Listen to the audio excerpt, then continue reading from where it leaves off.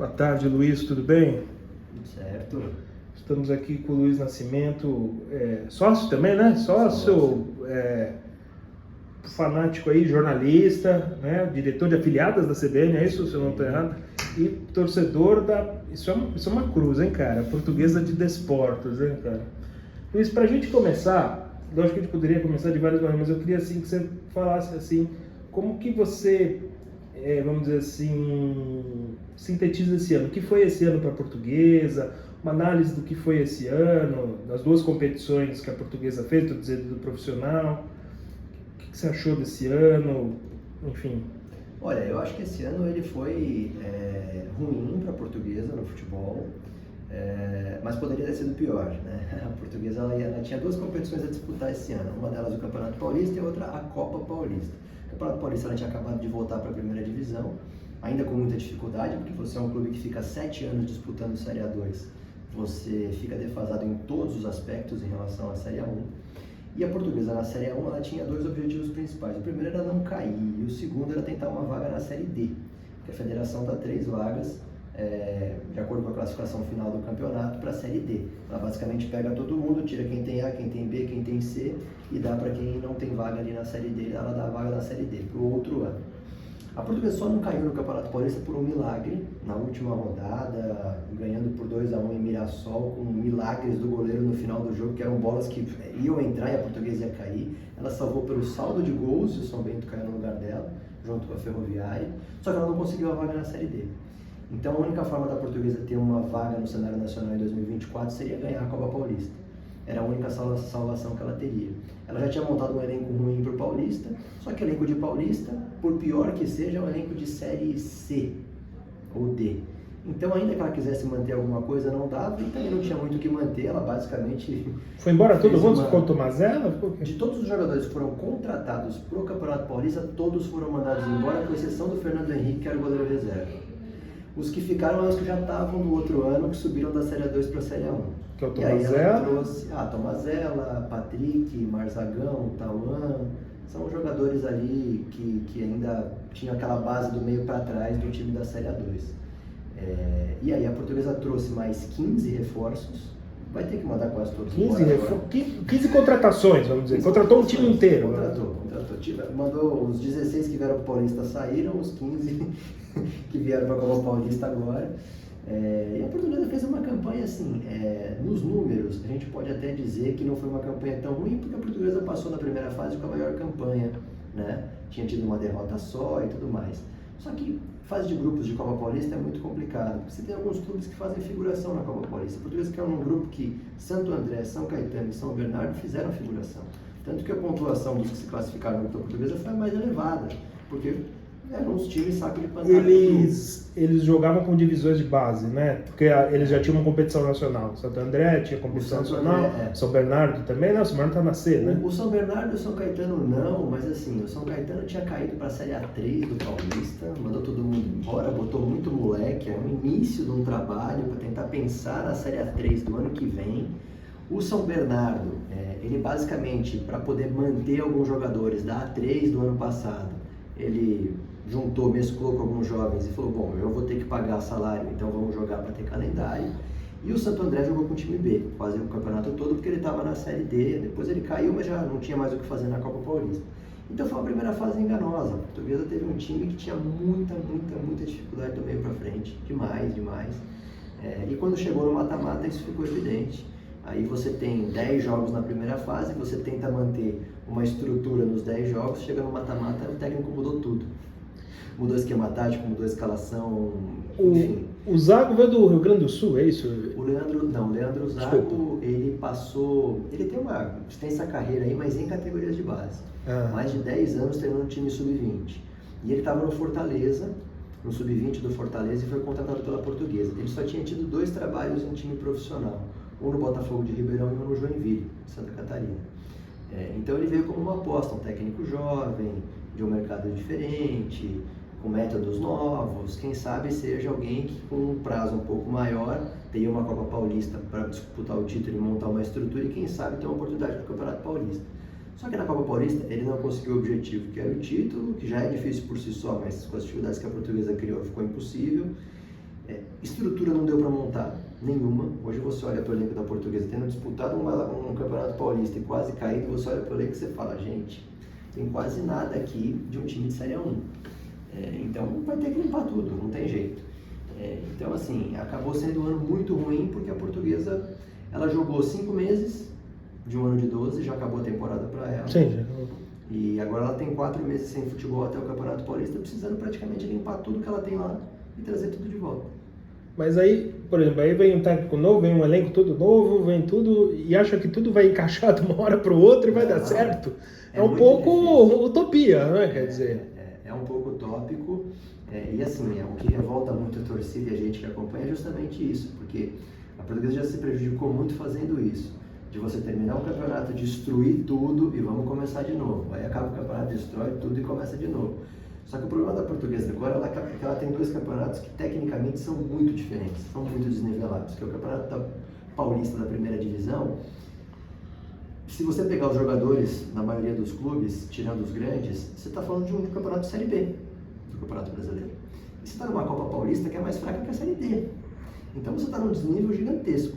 Já é difícil você, numa Copa Paulista, criar uma estrutura para o Campeonato Paulista. Quando você faz uma campanha ruim na Copa Paulista, aí você olha e você fala, cara, infelizmente não tem como ter um trabalho de continuidade, porque o nível técnico, assim, é completamente discrepante. E lógico que um jogador que joga uma A1 não vai querer jogar uma Copa Paulista. Talvez o Tomazella com alguma identificação, exatamente. Ou porque, sei lá, a família se adapta à cidade, sei lá, alguma coisa muito pontual, né? Porque para jogar a Copa Paulista é o cara que não consegue jogar nem o brasileiro da Série D, vamos dizer. Exatamente. Porque o atleta que joga uma A1, joga uma Série B por um clube de outro estado, até uma Série C, de repente, vai para o Norte, vai para o Nordeste, vai, sei lá, para o Sul. Tem clube que disputa a primeira divisão do Paulista, disputa a Série C e já tem dificuldade de manter. Porque às vezes o cara não consegue um time na Série B. Você vê, a Ferroviária caiu para 2, mas a Ferroviária tinha uma nacional, a Série C, Série D, desculpa, e foi vice, né? Quer dizer, conseguiu... Na verdade, assim, a Ferroviária é um grande exemplo disso. Que agora, claro, ela caiu da primeira para a segunda do Paulista. Mas o caminho para você chegar na Série D é o Campeonato Paulista. A Copa Paulista é um campeonato muito ingrato, porque ele é deficitário, você só rasga dinheiro ali, e é um campeonato que você precisa ser campeão. Então, assim, você tem um tiro para acertar. Nada que você faça, você pode fazer uma puta campanha no último mata-mata lá, que é na final, você tropeça, não valeu nada do que você fez. A Copa Paulista, ela parece um torneio que não leva de nada a lugar nenhum, porque de público é muito... às vezes do Juventus, quando vai 2.000 pessoas é muito. O 15 mesmo, quando manda, também é 2.000, 3.000. Vocês, quando mandaram, acho que foi o recorde da Copa Paulista, 5.000, né, que você falou. Acho que foi o recorde, não só da Portuguesa, do campeonato todo, porque quem teve mais público que isso? Não. Acho que foi o 15, foi o de Prudente não deve ter sido. E ser eliminado por um time que tá na A3, cara, tudo bem, tudo mal? Como que isso é encarado? O que você achou do Grêmio Prudente para um time de A3 eliminar um time que tá em A1, enfim? Cara, assim, eu acho que um time de Série A3 teve mais competência do que o time de Série A1. Eu não falo que foi uma vergonha por ser um time de Série A3, porque, enfim, futebol é futebol. Só que, quando você pega a Portuguesa, que era um dos únicos, na verdade, o único time de Série A1 que estava com o time titular, time principal, encarando a competição com seriedade, era a Portuguesa. Sim. Teve Ponte Preta, mas não passaram para a segunda fase. Sim, mas eu acompanhei bem o Judeu. A Ponte Preta jogava com o Sub-20, com a molecada. Exatamente. Então, assim, é o único time de Série A1. O time que se reapresentou primeiro foi o único time de todos da Copa Paulista que treinou 2 meses para a Copa Paulista. A maior folha salarial da Copa Paulista. E o time que encara o campeonato para ser campeão. Se você é esse time, você cai nas quartas de final para um time de Série A3 que passou para a segunda fase por ter menos cartões vermelhos que o adversário, foi isso que aconteceu com o Grêmio Prudente, que perdeu os 2 principais jogadores ao longo da competição, que eram os 2 destaques lá da Série A3, e que não está encarando a competição como vida ou morte, muito pelo contrário. Tenho colegas que cobrem lá, trabalham em Presidente Prudente, falavam para mim, olha, pra gente ter chegado onde chegou já está ótimo, não vai gerar nenhuma crise aqui. Quando você pensa nesse cenário, você fala, caramba, é uma vergonha. Mas é uma vergonha do ponto de vista de uma diretoria que não conseguiu trabalhar para montar um time de fato competitivo. Uma coisa seria a Portuguesa cair por São José ou pro 15. Para Ferroviária, se a Ferroviária jogar. Se tivesse, mas ó, eu acho que dessa Copa Paulista, o São José e o 15. O São José virou SAF, tem um investimento bem legal, manteve uma estrutura de um time que subiu para a Série A2 e tudo, e o 15 que, enfim, estava na Série D, né? Sim. E que, pô, é o time que tem mais títulos e experiência de Copa Paulista é o 15, né? Então você até fala, opa, aí... Não, e o 15 na 2 chegou, acho que perdeu para Ponte, né? Chegou chegou ali no funil e acabou caindo para Ponte. Sim. Então é diferente. Então é vergonhoso, mas eu falo desse ponto de vista da diretoria e de administrativo.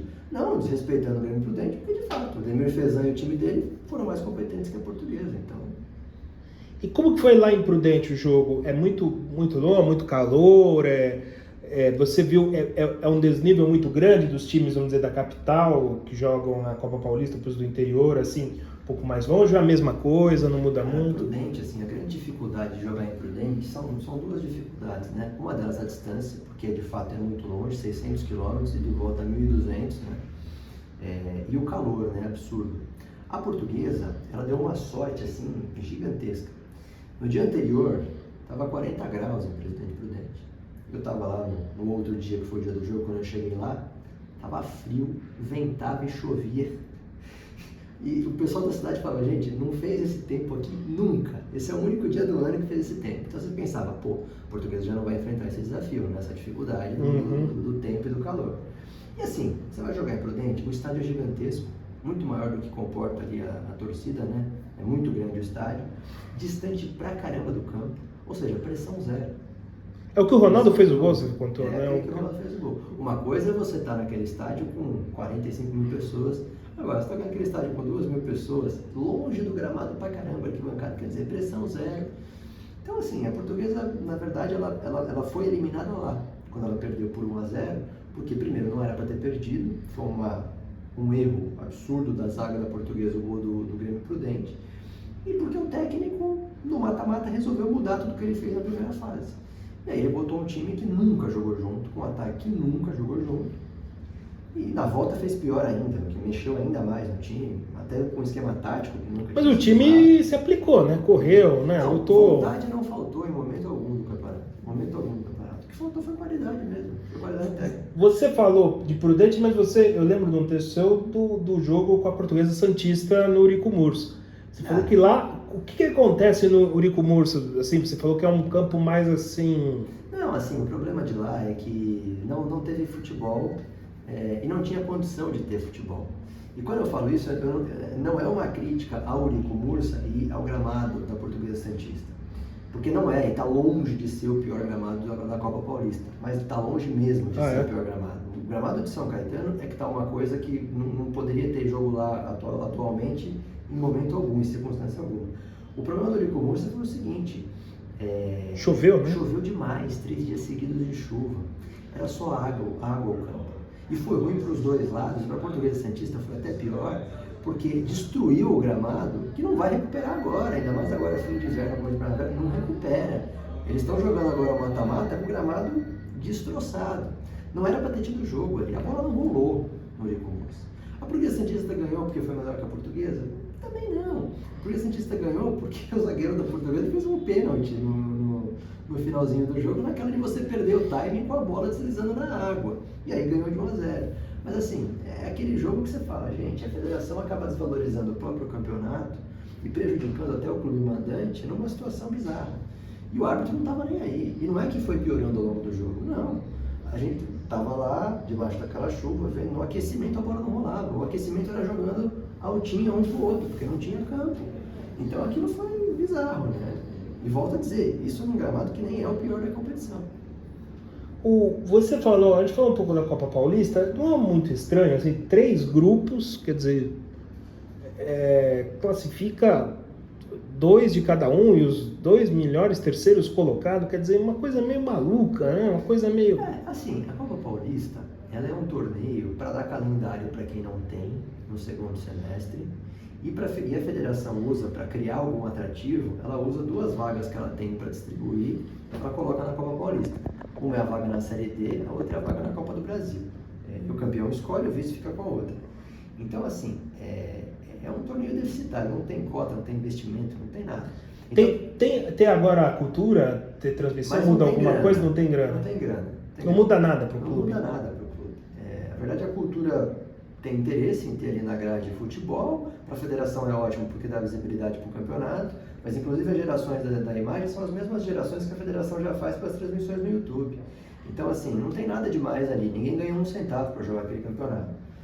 Como não tem grande visibilidade, o patrocínio também não existe. Então, as folhas salariais são minúsculas.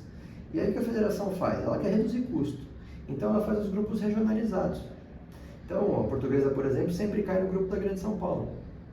Aí você tem um outro grupo nesse Então, ano. Juventus. O Juventus não caiu por uma questão numérica, mas o Juventus acabou caindo num outro grupo, que era o grupo ali do 15. Você tinha Ponte, né? Você tinha Campinas, Piracicaba, Indaiatuba, sim, Primavera. Então você tinha ali um grupo também, o Oeste estava naquele grupo. Sim, o Oeste estava. Aqui de Barueri. E o outro grupo talvez foi um pouquinho mais discrepante, porque não dava para juntar muito assim, mas pegou ali Ribeirão Preto, Bauru, Presidente Prudente. O interior, a mais de 100 quilômetros, vamos dizer. E aí fica essa coisa meio, esse recorte, né, meio desigual. Esse ano a gente ainda tinha 3 grupos do mesmo tamanho, mas teve ano que teve grupo, ano passado por exemplo, teve grupo maior e grupo menor. Teve time que jogou mais, time que jogou menos. Que o que valia para classificar era a porcentagem de aproveitamento, não era nem pontuação. Justamente por isso, porque é aquela coisa de você tornar o torneio viável, que muito grupo não quer disputar, né? A verdade é que a Copa Paulista, pelo regulamento dela, ela poderia ter 32 clubes, mas ela nunca teve nem nunca vai ter. Ela já teve muito mais clubes do que esses 16, né, que disputaram agora.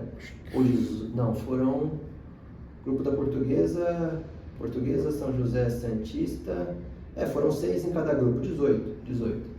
Foram 18 clubes esse ano. Já teve 21, já teve 24, mas 32 nunca vai ter. E teve uma época que teve a Copa Paulista e teve a Copa dos Renegados, você lembra uma vez? Tinha 2 competições. Sim, lá atrás. Mas isso já faz muitos anos. Tempo, Mas, por exemplo, você falou do São José, talvez para a Portuguesa, o Juventus, não sei, para esses clubes menores, o caminho é a SAF mesmo? Não tem outro caminho? A SAF ou não é, afinal? Falando da Portuguesa, assim, eu só vejo a SAF como caminho porque a Portuguesa hoje ela precisa de injeção de dinheiro. Não adianta.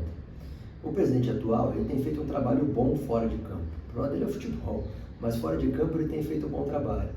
Mas para você ter uma ideia, para ele conseguir tirar o bloqueio das receitas da Portuguesa, liberar as contas, tirar a penhora de bilheteria, tirar a penhora de absolutamente tudo, ele teve que fazer acordos na justiça. Então ele fez 2, um na área trabalhista e outro na área civil. Junta todos os processos, soma o valor todo, faz um parcelamento dos 2 e todo mês a Portuguesa tem que pagar um valor X fechado. Por não sei quantos anos. Por muito tempo, a perder de vista. A Portuguesa tem que desembolsar de 250 a 300 mil reais por mês para pagar esse acordo, só para isso. Isso é um dinheiro que é difícil de você levantar para manter o futebol. Sim, até para time grande conseguir assim, de um dia para outro. Então, assim, só pensando nisso, no passivo que a Portuguesa tem para não fechar, porque é um gasto que você tem que ter para não fechar, de onde você vai tirar esse dinheiro? E quem é que vai pegar dinheiro, botar lá e falar, não, vocês aqui vão administrar, o clube associativo, que o conselho deliberativo vai decidir, que a diretoria nomeada vai decidir? Não. O cara só vai colocar se ele puder mandar. E onde é que ele vai fazer isso? Numa SAF, porque ele vai ter segurança jurídica. Ele vai comprar uma cota, ele vai fazer parte da administração, ou ele próprio vai administrar. Então, assim, no caso de um clube como a Portuguesa, eu só vejo a SAF como saída, porque ninguém vai investir de outra forma. E nós estamos falando aí há 20 anos da mesma situação. A Portuguesa está o quê? Há 20 anos endividada, 20 anos com problemas, e não consegue. Da 2 já foi isso? Voltou já umas 3, 4 vezes? Já 3 vezes. 3 vezes. 3 vezes já. E nunca jogava 2, né? Não. Há pouco tempo atrás era impossível, imagina. A Portuguesa subiu em 2007, subiu em 2013 e subiu em 2022. As 3 vezes ela subiu como campeã. Só que nessa última vez, as outras 2 vezes foi bate e volta. Essa última vez ela ficou 7 anos lá. Então... E qual que é, por exemplo, a gente que gosta do Juventus, de acompanhar, qual que é o desnível da 1 para a 2? O que a 2 tem, vamos dizer, porque o da 2 tem mais jogos que a 1, acho, né? Ou não? Tem mais ou menos o mesmo... não, a 2 você joga mais porque ela não é dividida em grupos, né? Sim, então todo mundo sim. se enfrenta um turno único, então você tem ali 16 clubes, são 15 jogos. Se você passa para as quartas de final, porque aí os 8 primeiros vão para as quartas de final em 2 jogos, aí você vai ter, né? É bem mais jogo do que a 1. A 1 você joga 12 partidas se você ficar na primeira fase, né? Agora, a grande questão ali é um nível técnico mesmo da competição. Só que a Série A2, a gente, tô mais acostumado com a Série A2 do que eu gostaria. A Série A2 ela deve ser o terceiro, o quarto estadual mais difícil do país. Se você pegar os estaduais todos do país. Você vai pegar o Campeonato Paulista primeira divisão, você vai pegar o Carioca, você vai pegar Carioca, gaúcho, talvez. Você vai pegar um gaúcho, quem sabe um gaúcho ou um mineiro que estão muito ali assim e tal, e a Série A2. Depois você não vai ter mais nada, você não tem nenhum outro campeonato com nível técnico maior. Então você tem muito jogador na A2 que joga a Série B, que joga a Série C. Então é um nível técnico. É um campeonato de força física, é um campeonato de muita raça, muito chutão, muita correria.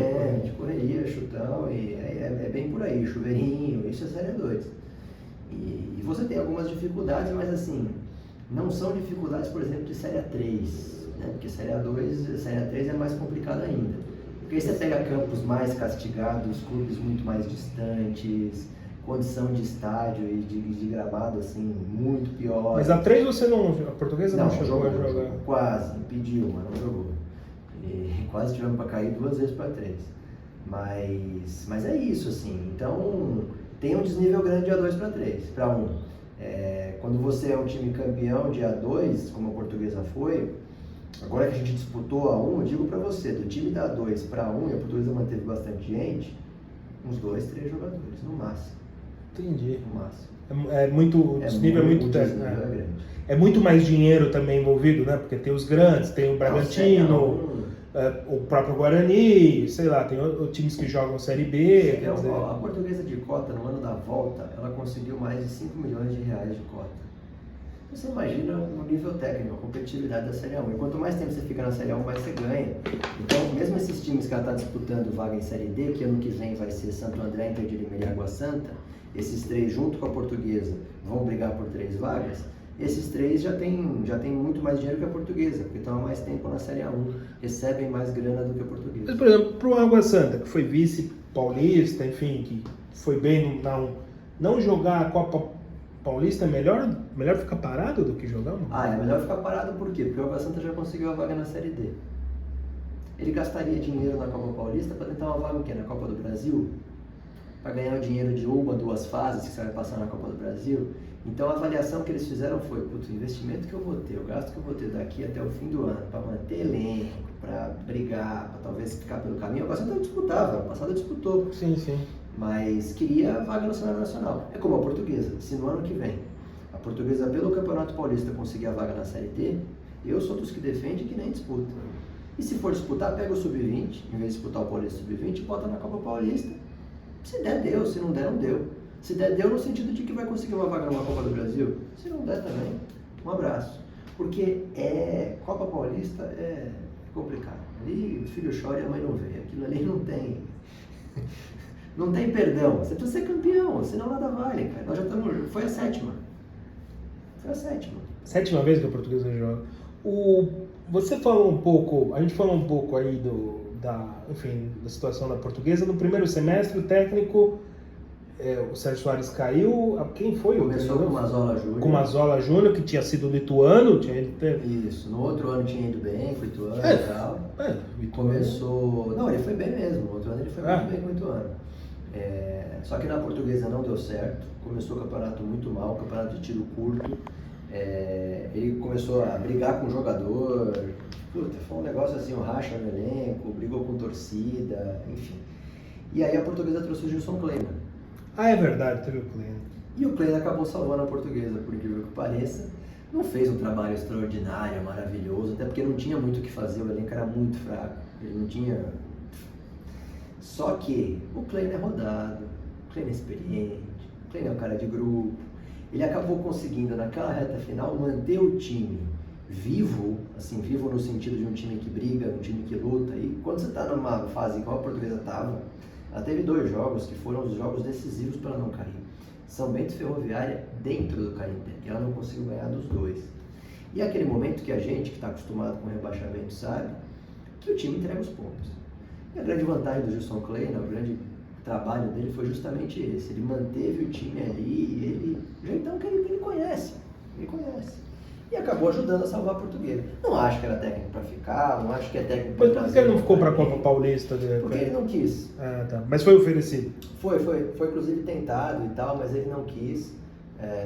Tava no Londrina, né? Não sei onde ele tá. O Londrina ia contratar ele aí pulou ele também fora. pulou fora. Ele foi candidato, você lembra? Deputado, depois desistiu. Porque ele olhou também ali o Londrina e falou, melhor eu não vou salvar isso aqui não. Então, eu não acho que seria o nome, mas assim, acabou ajudando muito por esse lado, de ser um cara que conhece o campeonato, conhece aquela situação de briga contra Ele o rebaixamento. fez muitos trabalhos na ponte, Tem né? um perfil, né, mais paizão, acolhedor, de união de grupo, então ele ajudou bem a Portuguesa. E essas coisas às vezes dá certo, né? Parece pro torcedor que não, mas essas coisas mais assim, Filipão, né? Família. Nessas situações dá certo. E assim, o Kleina, ele colocou para a direção da Portuguesa que ele aceitava ficar, mas se a Portuguesa fizesse um projeto para um. E aí demandaria um investimento que a Portuguesa não teria. E ele foi muito claro, ele falou, com esse investimento que vocês estão colocando, vocês não vão manter, vocês não vão construir uma estrutura para um, e pode ser que vocês não levem a Copa Paulista. Ele estava certo. A Portuguesa fez isso. Ela não levou a Copa Paulista e não criou estrutura nenhuma para a Série A1. E agora vai trazer, você já tem ideia de quem é esse técnico novo? Ainda não, porque assim, a Portuguesa, ela demitiu o técnico agora terça-feira, nós estamos na sexta, e ela ainda não decidiu o que ela vai fazer com o executivo de futebol, que é o Edgar Montemor, que foi muito tempo do São Bernardo, o pai dele foi presidente do São O Bernardo. Edinho... Ele também foi e tal. Só que fez um trabalho horrível na Portuguesa agora, nessa montagem para a Copa Paulista. Fez uns contratos, nossa, um dos piores jogadores do elenco tem contrato até maio de 25. Umas coisas assim, bizarras. E a Portuguesa não definiu nem isso. Então assim, vai continuar? O que na minha visão é um erro absurdo. Ou vai sair? Precisa tomar essa decisão primeiro. E aí trazer o técnico. Agora, eu acho que a Portuguesa, conhecendo a Portuguesa e o desafio que a Portuguesa vai ter no Campeonato Paulista, tem que trazer um técnico rodado. Não tem jeito, vai ter que trazer um técnico mais experiente, cascudo, conhece o futebol paulista. Não tem muito como fugir disso, não. Porque a briga da Portuguesa é muito clara no campeonato, é não cair. Ponto final. Mais do que a D, você acha? Já não dá. Porque nesse ano, assim, esse ano agora, eram 6 times sem divisão nacional para 3 vagas. Ano que vem, são 4 para 3. Se ela não cair, ela vai conseguir uma vaga. Ah, tá. É praticamente certo. Ela precisa que aconteça uma coisa que só aconteceu uma vez, que foi quando caiu o Ponte Preta e Novo Horizontino. 2 times de Série B caíram para a Série A2, ou seja, 2 times com divisão nacional. Porque sempre cai pelo menos um time sem divisão nacional. Então, esse ano, se a Portuguesa fica, é muito provável que um dos 2 que vão cair vai ser um desses aí. Então, assim, está muito mais fácil. É um divisor de águas a Portuguesa, porque assim, ou ela cai e aí esquece, que não volta, e assim, conhecendo ali dentro, e a situação em que está a Portuguesa, não volta. Ou ela consegue ficar e a vaga na Série B, e aí ela segue um caminho diferente. Então é de fato um divisor de águas. O Portuguesa hoje não tem condição de cair na Série 2. Não tem. Não tem condição em que sentido? Porque... Financeira e estrutural, mesmo... Não, mas eu digo de campo tem todas, né? Para cair. É muito mais... O mais provável, hoje, a probabilidade da Portuguesa cair para a Série A2 é de 90%. 90? Não, não vou dizer 90%. Não, eu falo como torcedor, cara. Mas por que você acha que cai, por exemplo,